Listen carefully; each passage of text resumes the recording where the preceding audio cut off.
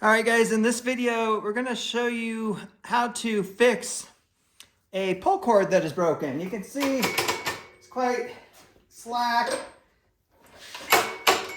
You pull on it and it won't retract. It's kind of catching. So we gotta get in there and figure out what is going on. So we're just gonna remove some of this plastic shroud so we can get to it.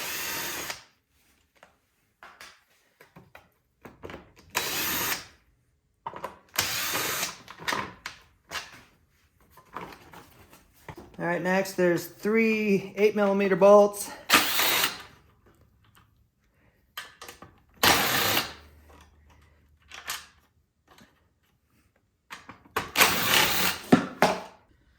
And then there's one other bolt that's down here underneath the gas tank, the 10mm. Pull that out, and now this whole thing, the gas tank will come off, so you just kind of set it to the side. All right, then you gotta loosen this 8mm bolt that holds the dipstick for the oil fill on. And then you got 4 more bolts that holds the metal on. There's 2 back here.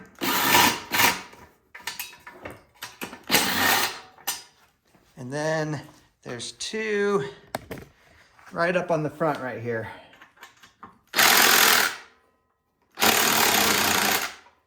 And of course they're on there. All right, so you just lift the oil fill up and just stick it right back in, just kind of set it to the side, and then just lift this piece off. All right, now that I've inspected a little bit more, somebody's been doing something with it. I noticed this bolt right here was really loose. You can see this arm is not in. So we're gonna remove this bolt. And we're going to take a look to see if anything is broken.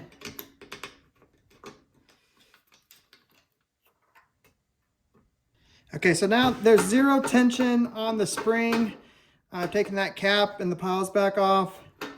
So we're just going to pull this out, and the spring could go everywhere. It's a crapshoot, and it did not.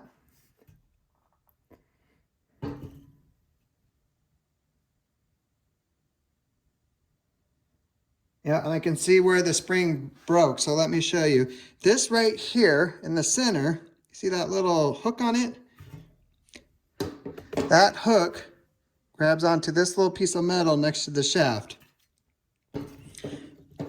Then you got right here, see how that's kind of bent a little? That should actually be sticking out right here in this spot. That's what holds the spring where it should be and allows the tension to build up. So as I was building tension, since this tab is not in there, it's just allowing the spring to spin in there. So that's what caused this to fail. All right, I'm gonna look for a new spring. It'll be fun installing it, but that's all this needs. There's nothing else broken. We need a new spring and have that hook in there the right way. Because once they're bent like this, there's really, I mean, you could try to get it back the way it was, but even here, this looks all bent and funky. So let's order a new spring. All right, new spring is in. Here's the old, here's the new. You can't just buy the spring, you buy the whole unit, which actually works out because now I don't have to worry about getting the spring in there and having it possibly unwind and go everywhere. All right, so I got the piece in there. I don't think that I have a way to show you how to put it in there correctly besides just showing you before and after, because there's a spring and there's a hook on there. I install the pawls, just set them in there. Then put the retaining cap back on. Okay, now we're going to wind tension into the spring. And then from the outside, we got where the string goes in. And then on the piece in here, you can see where the cord comes through. So we're going to wind tension on it. And once we get tension, we're going to use the screwdriver to hold it in place. And we're going to stop it so this piece lines up with where the string comes in, and then we're going to push our string through and put a knot on it, and then we will release some of the tension and put the cord back on.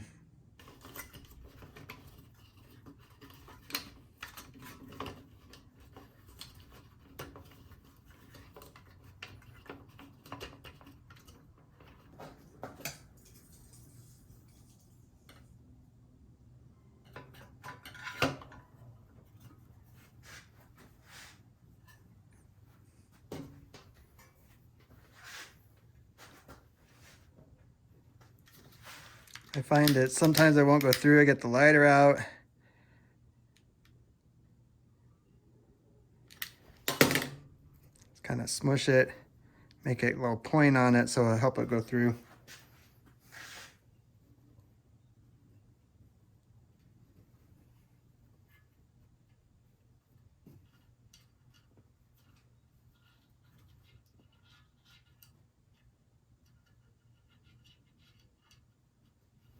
There it went.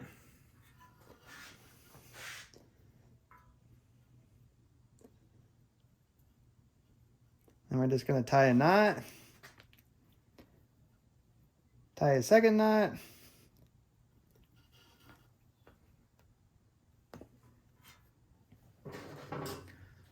And cut the end off. I always use a lighter, and you don't want this knot coming apart while it's inside. So I kind of melt it together.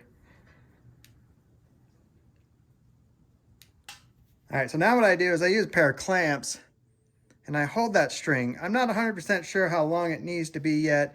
You know, it's got to go up to the handle. So remove my screwdriver.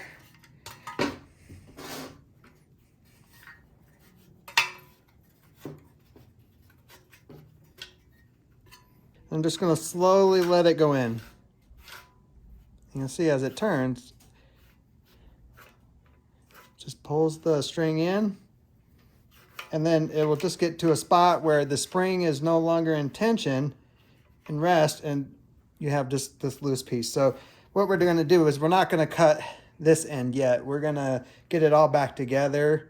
Then once we get the handle hooked up, then we'll cut it. All right, this piece still needs to go on, but the cord has to come through here, and obviously that's not going to fit. So we're going to put that on in a bit. But now we need to size up our cord.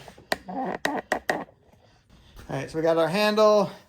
We're going to use our clips again.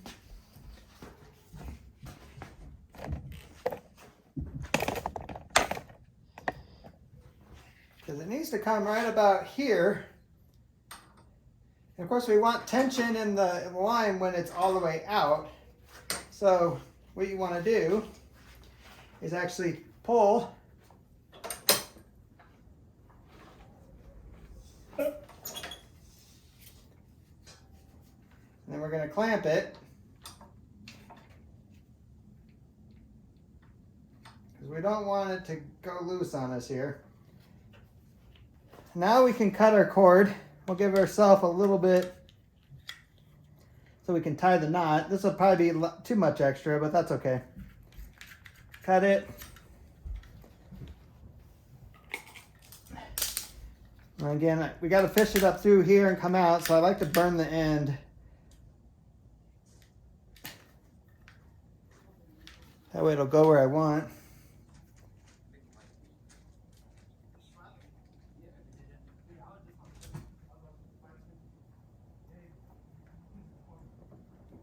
And then we got to tie our knot.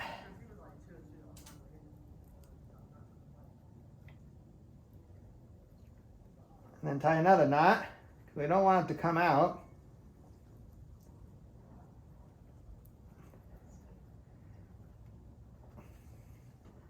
Then use your lighter and just melt the fabric. It just helps it from not to come undone.